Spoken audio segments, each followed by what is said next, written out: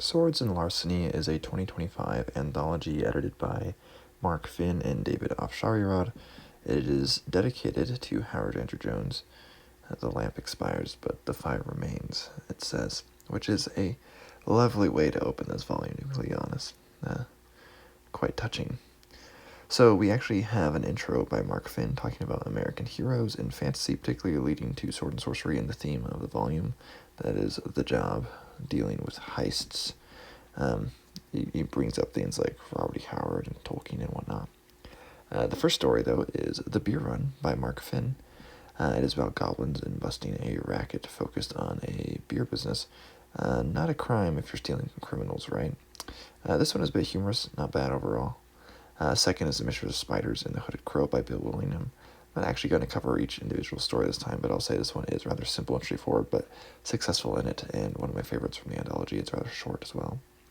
Other favorites include the stories by Baen, which is about Rollo the Rake, who is a pirate. It's quite funny and weird.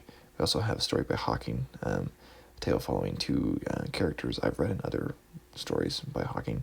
We also have Christopher Rocchio's story with Ottoman, with two twins that are sneaky and the sister being magical, going into a Dark Souls-esque moving monastery of witches.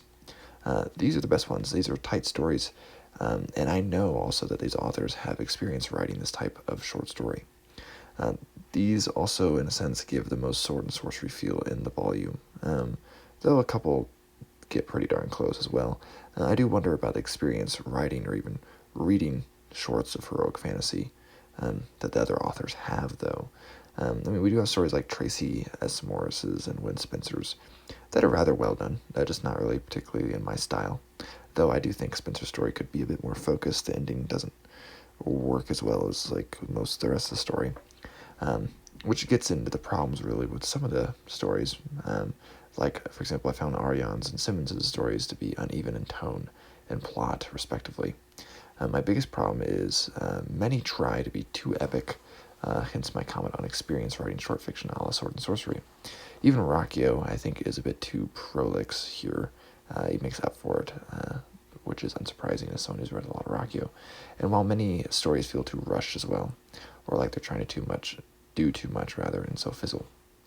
I will say also something like Martinez's story is humorous and works well enough, though Acre's story also goes for humor and didn't work as well for me. Overall, it's an okay anthology, a bit more on the not side for me than I like. I think, throw one Indrajit and Fix story in here by DJ Butler and would have amped up this volume quite a bit. The good stories are good, and as in any magazine or anthology, they're of varying value and craft, and of course you're not going to read a book, an anthology like this, and love every story in it, so definitely enjoyable. Just not a favorite that I've read. So anyways, Liam from Lyceum.